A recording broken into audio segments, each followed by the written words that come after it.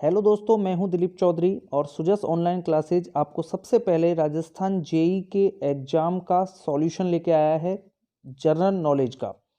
दोस्तों, मैं यहाँ बात कर रहा हूँ जेईएन परीक्षा यानी कि जूनियर इंजीनियर परीक्षा जो राजस्थान में आरएसएम एसएसबी बोर्ड ने आज ही के दिन ली है, यानी कि 6 दिसंबर 2020 को ली है। इस परीक्षा का हम आज ही के दिन क्या डाल रहे हैं, सॉल्यूशन डाल रहे हैं कि जनरल नॉलेज के प्रश्नों का क्या उत्तर होना चाहिए। ठीक है, और यही उत्तर इनके होंगे।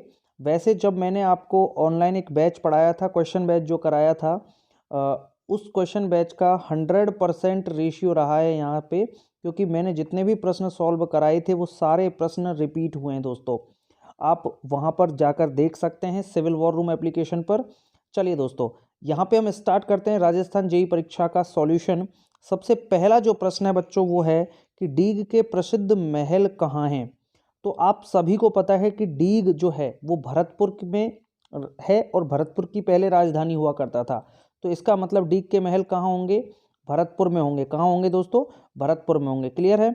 दूसरा जो प्रश्न है वो कह रहा है कि देवराई का युद्ध किसके मध्य लड़ा गया था।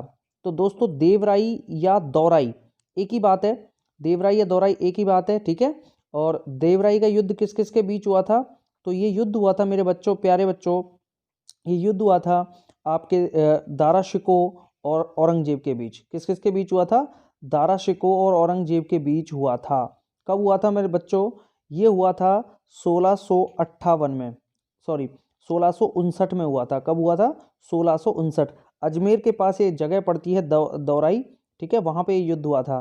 तो देवराई का युद्ध किस के मध्य लड़ा गया था? तो इसका उत्तर होगा औरंगजेब और दारा शिको। चलिए, तीसरा प्रश्न है कि सलेमाबाद में निम्बार्क जो पीठ है उस निम्बार्क पीठ की स्थापना किसने की? तो दोस्तों, निम्बार्काचार्य यानी कि निम्बार्काचार्य ने एक निम्बार्क संप्रदाय की स्थापना की थी। और इसकी राजस्थान में जो पीठ है वो कहाँ पर है? अजमेर में जो जगह पड़ती है सलेमाबाद, यहाँ पर है। और यहाँ पर इस पीठ की जो स्थापना की थी मेरे प्यारे बच्चों, वो की थी परशुराम देव ने। किसने की थी? परशुराम देव ने। इसका पहला आंसर जो होगा वो पहला ऑप्शन होगा परशुराम देव। चलिए, अगला प्रश्न देख लेते हैं। अगला प्रश्न है वेली कृष्णन रुक्मणीरी के लेखक कौन हैं? तो वेली कृष्णन रुक्मणीरी, इसे दुर्सा आडा ने 5वां वेद और 24वां पुराण कहा था, सॉरी 19वां पुराण कहा था। और ये पृथ्वीराज राठौड़ के द्वारा लिखी गई पुस्तक है। ठीक है, पृथ्वीराज राठौड़ या पीथल जी ने इसको लिखा था। अगला प्रश्न है कि राजपूताना एजेंसी की स्थापना किस वर्ष में हुई? तो राजपूताना एजेंसी की स्थापना किस वर्ष हुई बच्चों? तो ये हुई 1832 में।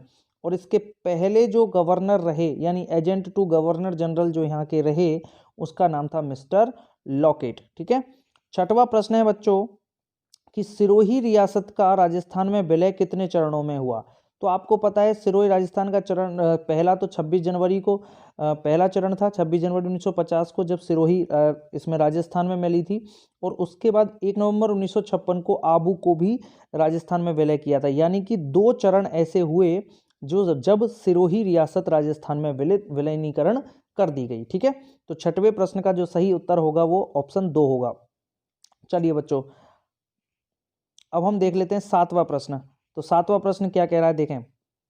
7वां प्रश्न है औरंगजेब द्वारा 1679 में गैर मुस्लिमों पर जजिया कर फिर से लगाया गया।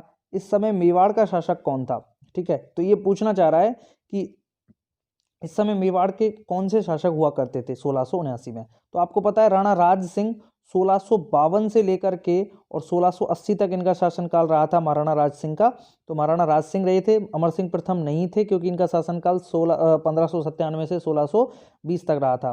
प्रताप द्वितीय नहीं थे और राणा उदय सिंह भी नहीं थे। ठीक है, चलिए 8वां प्रश्न देख लेते हैं। 8वां प्रश्न है कि निम्नलिखित 4 चौहान शासकों को कालक्रम के अनुसार व्यवस्थित कीजिए और नीचे दिए गए कूटों में सही उत्तर चयन करें। तो पहला है विग्रहराज चतुर्थ, फिर है सोमेश्वर, फिर है पृथ्वीराज द्वितीय और हरिराज। ध्यान रखना, हरिराज जो था वो पृथ्वीराज चौहान का भाई था, यानी पृथ्वीराज चौहान तृतीय का भाई था, और सोमेश्वर इनके पिता थे। तो सोमेश्वर के बाद हरिराज आएंगे, तो क्लियर है। इधर विग्रहराज चतुर्थ यानी कि बीशल देव चौहान, उसके बेटे का नाम था पृथ्वीराज सॉरी, इनके भाई का नाम था पृथ्वीराज द्वितीय, इनके बेटे का नाम अपरागंगे था। तो विग्रहराज चतुर्थ के बाद पृथ्वीराज द्वितीय शासक बनते हैं, और पृथ्वीराज द्वितीय के बाद सोमेश्वर बनता है, और फिर उसके बाद हरिराज बनता है। ठीक है, तो सबसे पहले आ जाएगा विग्रहराज फर्स्ट यानी कि पहला। ठीक है। तो सबसे पहला कौन कौन से ऑप्शन में, ए में और बी में। दूसरा देखें, उसके बाद आएगा पृथ्वीराज तृतीय, यानी कि फर्स्ट फिर थर्ड, ठीक है, फर्स्ट फिर थर्ड, उसके बाद सेकंड और उसके बाद फोर्थ हो जाएगा। तो ये बी जो ऑप्शन है ये बिल्कुल सही जवाब होगा, क्योंकि विग्रहराज फोर्थ यानी कि 1153 से 1163 इसका शासनकाल था। पृथ्वीराज द्वितीय इसका शासनकाल 1164 से 1166 रहा। सोमेश्वर चौहान का 1166 से 1177 रहा। और हरिराज पृथ्वीराज चौहान के भाई थे और इनका शासनकाल 1192 से 1193 के बीच रहा था। ठीक है, याद रखेंगे। चलिए आगे है, जोगी महल किस जिले में स्थित है, किस किले में स्थित है। तो जोगी महल और जौरा भोरा महल, सुपारी महल, ये सारे जो महल हैं ये कहाँ पर हैं, रणथंभौर के किले में है। ठीक है बच्चों, तो जोगी महल किस किले में है, तो रणथंभौर दुर्ग में। चलिए अगला प्रश्न देखते हैं। 1930 के नमक सत्याग्रह में भाग लेने के लिए 6 माह की जेल की सजा किसे हुई थी। तो ये थी अंजना देवी चौधरी। अंजना देवी चौधरी राम नारायण चौधरी की पत्नी थी, और राम नारायण चौधरी सीकर जिले से संबंध रखते हैं बच्चों। और राम नारायण चौधरी आरएसएस यानी कि राजस्थान सेवा संघ के संस्थापक सदस्यों में से एक रहे थे। ठीक है, चलिए आगे बात करते हैं 11वें प्रश्न की। राजस्थान वानिकी विकास एवं जैव विविधता परियोजना फेज द्वितीय को जापान की कौन सी संस्था वित्तीय सहायता प्रदान करती है। तो 11वें प्रश्न का जो सही जवाब होगा वो होगा ओईसीएफ। ओईसीएफ का आशय है ओवरसीज इकोनॉमिक कॉरपोरेशन फंड। ठीक है, तो ये इसका जो बिल्कुल है सही जवाब हो जाएगा बच्चों। इसी क्रम में हम अगला प्रश्न जब हम देखते हैं तो अगला 12वां प्रश्न जो है वो है कि मरुस्थलीय पौधारोपण एवं मृदा संरक्षण केंद्र स्थित है। मरुस्थलीय पौधारोपण एवं मृदा संरक्षण केंद्र कहाँ पर है। तो आपको याद होना चाहिए कि जो काजरी है, ठीक है, काजरी कहाँ पर है, जोधपुर। यही राजस्थान में मरुस्थलीय पौधारोपण एवं मृदा संरक्षण का काम करती है, इसलिए इसका जो सही जवाब होगा वो क्या होगा, जोधपुर, क्योंकि काजरी कहाँ पर है, जोधपुर में। ठीक है, तो 12वें प्रश्न का सही जवाब हो गया आपके जोधपुर। इसके अलावा 13वां प्रश्न है कि नाल हवाई अड्डा राजस्थान के किस जिले में है। तो नाल हवाई अड्डा एक भूमिगत हवाई अड्डा है और इसका उपयोग सामान्यतः भारतीय एयरफोर्स करती है, यानी वायुसेना करती है, और बीकानेर में ये जो है स्थापित है। ठीक है, तो 13वें प्रश्न का सही जवाब बीकानेर हो जाएगा। नाल हवाई अड्डा कहाँ पर है, बीकानेर में। 14वां प्रश्न है, भारतीय रेलवे अनुसंधान एवं प्रशिक्षण केंद्र निम्नलिखित संस्थानों में से स्थित है। तो ये देखो, भारतीय रेलवे अनुसंधान एवं प्रशिक्षण केंद्र की जो स्थापना की गई है वो पचपदरा में की गई है। यहाँ पर जो ट्रेन है उनका प्रशिक्षण के लिए जो है इनको स्थापित किया गया है। ठीक है, तो 14वें प्रश्न का सही जवाब हो जाएगा ऑप्शन डी हो जाएगा। 15वां प्रश्न है, यहाँ पे देखें बच्चों, 15वां जो प्रश्न है वो ये है कि निम्नलिखित में से कौन सा कोड पश्चिमी बीकानेर की जलवायु के लिए काम में लिया जाता है। तो कोपेन ने कौन सा कोड दिया था, ठीक है, कोपेन ने दिया था, थॉर्नवेट ने दिया था, ट्रिवार्थी ने दिए थे, अलग अलग कोड दिए थे ना। तो यहाँ पे BW जो H है ना बच्चों, ये BWH पश्चिमी बीकानेर की जलवायु को निर्धारित करता है। ठीक है, जो बिल्कुल शुष्क जलवायु के लिए आता है। और BSH किसके लिए आता है, स्टेपी प्रकार की जलवायु के लिए, जो झुंझुनू, चूरू और आपके बाकी जो मरुस्थल है, जो कम सूखा मरुस्थल है उसके लिए आता है। और CAW पूर्वी मरुस्थल के लिए, और पूर्वी राजस्थान की जलवायु के लिए, और AW जो है वो दक्षिण राजस्थानी जलवायु के लिए आता है। ठीक है, अच्छा 16वां प्रश्न है बच्चों, यहाँ पर पगरा की एक नस्ल है। तो दोस्तों आपको पता होना चाहिए, पगरा कोई नस्ल नहीं है, मगरा एक नस्ल है। और ये मगरा नस्ल किसकी है, ये भेड़ की नस्ल है। ठीक है, तो इसका सही जवाब जो हो जाएगा आपके बच्चों वो कौन सा हो जाएगा, ऑप्शन सी हो जाएगा। ठीक है, चलिए बच्चों आगे हम देखते हैं। अगला जो प्रश्न है 17वां प्रश्न। तो 17वां प्रश्न क्या कह रहा है, 17वां प्रश्न है कि शंकर देव समिति की सिफारिशें राजस्थान के एकीकरण के कौन से चरण से संबंधित हैं।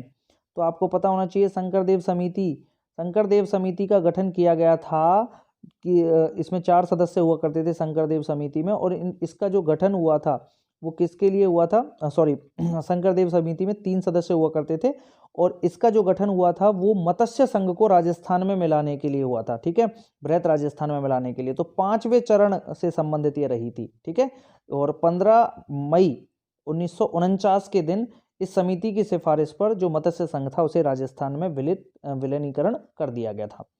चलिए 18वां प्रश्न बच्चों क्या कह रहा है, 18वां प्रश्न है कि निम्नलिखित विकल्पों में से कौन सा सुमेलित नहीं है। तो देखो पहला है यहाँ मिर्जा राजा जयसिंह 1621 से 1667 इसका शासनकाल सही है। सवाई प्रताप सिंह 1778 में राजा बने थे, 1803 तक रहे थे। सवाई जगत सिंह 1803 से 1818 तक शासक रहे थे। और मानसिंह दोस्तों 1589 से और 1614 तक, 1612 तक, 1614 तक मानसिंह जो थे वो शासक बन रहे थे। ठीक है, उसके बाद यहाँ पे जो राजा बना था वो बना था भाव सिंह, और भाव सिंह के बाद राजा बने थे फिर मिर्जा राजा जयसिंह।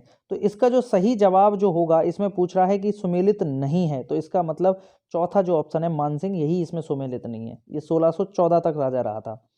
इसके बाद अगला प्रश्न है 19वां बच्चों, आबू में परमार राजवंश का संस्थापक कौन था? तो आबू में परमार राजवंश का संस्थापक बच्चों कौन था? तो वो था धूमराज। कौन था? धूमराज। ये महीपाल हुए, धंधुक परमार हुए, ये बाद में आए थे। ठीक है, ध्यान रखना।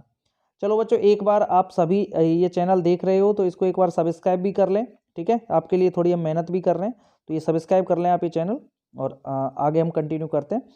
अगला प्रश्न है रानी लक्ष्मी कुमारी चूंडावत, तो ये देवगढ़ ठिकाने से संबंधित रही थी। ध्यान रखना, सबसे पहले रानी लक्ष्मीबाई चूंडावत कहाँ से थी? देवगढ़ ठिकाने से। और 1972 से 78 तक राज्यसभा की सदस्य रही थी। बिल्कुल सही है। इसमें ये प्रश्न कर रहा है कि सही नहीं है। ठीक है, तो ये बिल्कुल सही है कि 1972 से 78 तक ये राज्यसभा की सदस्य रही। हिंदी और राजस्थानी भाषा में लेखन किया, ये भी बिल्कुल सही है। भारत सरकार ने 1984 में पद्म श्री से सम्मानित किया, ये भी बिल्कुल सही है। और 2013 में राजस्थान रत्न पुरस्कार से सम्मानित किया गया, तो ये यहाँ पे गलत है, क्योंकि 2012 में इन्हें राजस्थान रत्न पुरस्कार से सम्मानित किया गया था, इसलिए यही कथन सही नहीं है। तो ऑप्शन डी इसका सही जवाब हो जाएगा। ठीक है बच्चों, अगला प्रश्न देखें। 21वां प्रश्न है कि ICAR के अनुसार, ठीक है, तो यहाँ पर ICAR ने जो राजस्थान के भौगोलिक क्षेत्र के बारे में बताया है वो बच्चों 62.5% क्षेत्र है। ICAR क्या है? तो इंडियन एग्रीकल्चर रिसर्च सेंटर को जो है किस नाम से जाना गया? ICAR के नाम से। तो 62.5% क्षेत्र के बारे में उसने बताया है। चलिए अगला प्रश्न, हम 22वां प्रश्न देख लेते हैं बच्चों। 22वां प्रश्न है कि सांभर झील क्षेत्र की नमक क्यारियों के पूर्वी किनारों पर दक्षिण पश्चिमी पवनों द्वारा एकत्रित बारीक नमक का नाम क्या है? तो दोस्तों ध्यान रखना, होता क्या है कि जब बारिश का पानी आता है तो झील ओवरफ्लो हो जाती है और उसका पानी दूर तक चला जाता है, उसके साथ उसकी लवणता भी दूर तक चली जाती है। ऐसी स्थिति में क्या होता है? ऐसी स्थिति में होता यह है बच्चों कि वो जो नमक है वो कुछ समय बाद सूखने लगता है, और फिर जब दक्षिण पश्चिमी हवाएं जो आती हैं तो उनके माध्यम से वो दोबारा जो है एकत्रित होने लगता है, झील की तरफ जाने लगता है। ठीक है, तो उसे पान नमक कहा जाता है। ऐसे क्षेत्रों को पैन बोलते हैं, पैन, और यहाँ के नमक को पैन नमक कहा जाता है। ठीक है बच्चों। अच्छा, 23वां प्रश्न देख लीजिए। उदयपुर राजसमंद में अरावली पहाड़ियों की सर्वोच्च चोटी है। तो यहाँ पे उदयपुर राजसमंद पूछा है, राजस्थान की नहीं पूछा। तो उदयपुर राजसमंद में केवल जरगा मिलती है। ठीक है, क्योंकि ये उदयपुर में है। गुरु शिखर, अचलगढ़ और देलवाड़ा, ये तीनों जो है सिरोही में मिलती हैं। तो इसका सही जवाब ऑप्शन सी हो जाएगा बच्चों। 24वां प्रश्न है, निम्न में से कौन सा जिला भारत के दो राज्यों को स्पर्श नहीं करता? तो देखो, हनुमानगढ़ आपके पंजाब हरियाणा को कर रहा है, धौलपुर आपके उत्तर प्रदेश मध्य प्रदेश को कर रहा है, और भरतपुर हरियाणा व उत्तर प्रदेश को कर रहा है, और डूंगरपुर जो है ये केवल गुजरात को करता है। बांसवाड़ा जरूर जो आपके गुजरात और मध्य प्रदेश को करता है, डूंगरपुर नहीं करता। तो डूंगरपुर इसका सही जवाब हो जाएगा। चलिए अगला 25वां प्रश्न देख लेते हैं कि कौन सा स्थलाबद्ध जिला राजस्थान के 7 जिलों से घिरा हुआ है? तो बूंदी घिरा हुआ है, जोधपुर है, नागौर है, दौसा। तो इसका जो बिल्कुल सही जवाब हो जाएगा बच्चों, हो जाएगा नागौर। ठीक है, नागौर जो जिला है वो 7 अन्य जिलों से घिरा हुआ है, और 8 से कौन सा घिरा हुआ है? तो वो पाली है बच्चों। चलो 26वां प्रश्न देख लीजिए बच्चों। 26वां प्रश्न है, मत्स्य संघ का प्रधानमंत्री किसे नियुक्त किया गया? तो गोकुललाल आसावा बिल्कुल नहीं है, क्योंकि ये पूर्व राजस्थान संघ में बने थे। दूसरा जो चरण था उसमें शोभाराम कुमावत बिल्कुल सही जवाब हो जाएगा, क्योंकि शोभाराम कुमावत ही मत्स्य संघ के प्रधानमंत्री नियुक्त किए गए थे। अगला है 27वां प्रश्न देख लें बच्चों कि निम्न में से कौन सा सही सुमेलित नहीं है? तो हल्दी घाटी के युद्ध 1576 सही है, खानवा का युद्ध 1527 सही है, गिरी सुमेल का युद्ध 1544 सही है, देवेर का युद्ध 1682 नहीं, ये 1582 है। देवेर का युद्ध कब है? 1582। तो चौथा ऑप्शन ही इसका गलत है, तो डी ऑप्शन इसका सही जवाब हो जाएगा। आदिवासियों का सबसे बड़ा मेला बेणेश्वर कब आयोजित होता है? तो आप सभी को पता है आदिवासियों का जो मेला है ये नवा टापरा कहाँ पे लगता है? बेणेश्वर डूंगरपुर में लगता है, और इसका जो आयोजन होता है वो माघ पूर्णिमा को होता है। ठीक है, संत मावजी ने इस धाम को स्थापित किया था। चलिए 29वां प्रश्न देख लें। राजस्थान में भूमिज शैली का सबसे पुराना मंदिर है? तो आपको पता है सेवाड़ी का जैन मंदिर जो पाली में है, ये राजस्थान का सबसे पुराना मंदिर है भूमिज शैली का, जो लगभग 1020 ईस्वी में बना था। ठीक है। इधर मैनाल का जो महानालेश्वर मंदिर है ये भी भूमिज शैली का है, भंडदेवरा का मंदिर भी भूमिज का है, और उंडेश्वर, ये सभी भूमिज शैली के मंदिर हैं। लेकिन सेवाड़ी के जैन मंदिर सबसे पुराना है। उसके बाद महानालेश्वर जो मंदिर है, जो मैनाल भीलवाड़ा में पड़ता है, ये आपके 1075 ईस्वी के आसपास का है। और बारा का भंडदेवरा मंदिर ये 1125 ईस्वी के आसपास का है। और बिजौलिया का उंडेश्वर मंदिर ये 12वीं-13वीं शताब्दी के आसपास पड़ता है। ठीक है। तो इसका जो बिल्कुल सही जवाब हो जाएगा वो सेवाड़ी का जैन मंदिर हो जाएगा। चलिए अगला 30वां प्रश्न देख लेते हैं कि निम्नांकित जिलों में से कौन दक्षिण से उत्तर की ओर सही स्थिति। तो आपको पता है सबसे नीचे बांसवाड़ा पड़ता है, और बांसवाड़ा के ऊपर फिर तुरंत डूंगरपुर है, और डूंगरपुर के जस्ट ऊपर प्रतापगढ़ पड़ता है। प्रतापगढ़ के जस्ट ऊपर उदयपुर है, और उदयपुर के जस्ट ऊपर क्या है, चित्तौड़गढ़। तो यहाँ पे ना चित्तौड़गढ़ दिया हुआ है और ना ही डूंगरपुर दिया हुआ है। तो बांसवाड़ा के ऊपर प्रतापगढ़ हो गया, प्रतापगढ़ के ऊपर उदयपुर हो गया, और फिर बूंदी हो गया। ठीक है। तो पहला ऑप्शन इसका सही जवाब हो जाएगा बच्चों। चलिए आगे 31वां प्रश्न देखते हैं कि अरावली के उत्तर पूर्व में छोर पर निम्न में से कौन सा पठार है। तो ऊपर माल तो आपके भीलवाड़ा में, और भोराट आपके उदयपुर और कुंभलगढ़ के बीच फैला हुआ है। पोतवार का पठार और लासड़िया, लासड़िया उदयपुर में है तो बच्चा पोतवार। पोतवार पंजाब में फैला हुआ है, और राजस्थान का कुछ क्षेत्र भी इसमें शामिल है जो राजस्थान का उत्तर पूर्वी छोर है। ठीक है। तो ये सही जवाब है इसका, पोतवार का पठार। 32वां प्रश्न है निम्न में से कौन सी नदी अरब सागर के अपवाह तंत्र प्रणाली का भाग है। तो माजम नदी इसका सही जवाब है, क्योंकि माजम साबरमती की सहायक है, और साबरमती अरब सागर में गिरती है। ठीक है। साहबी जो नदी है ये अंतःप्रवाही नदी है। कुंटाल कोई नदी नहीं है, ये कांतली से संबंध है, और कांतली आपको पता है अंतःप्रवाही नदी है। और मेज, मेज जो है ये चंबल की सहायक है। ठीक है। इस तरह से ये हो जाएगा। चलिए बच्चों 33वां प्रश्न देख लेते हैं।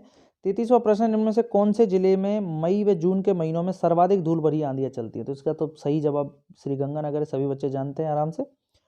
अगला 34वां प्रश्न देख लें, लाल लोमी मृदा से संबंध है। तो लाल लोमी मृदा में नाइट्रोजन अधिक है क्या? नहीं, नाइट्रोजन तो सबसे कम है, ना कैल्शियम है ना पोटास है, इसमें लौह ऑक्साइड की मात्रा अधिक है, इसलिए तो लाल रंग है उसका। ठीक है। तो 34वें प्रश्न का ऑप्शन बी जो है वो बिल्कुल सही जवाब हो जाता है।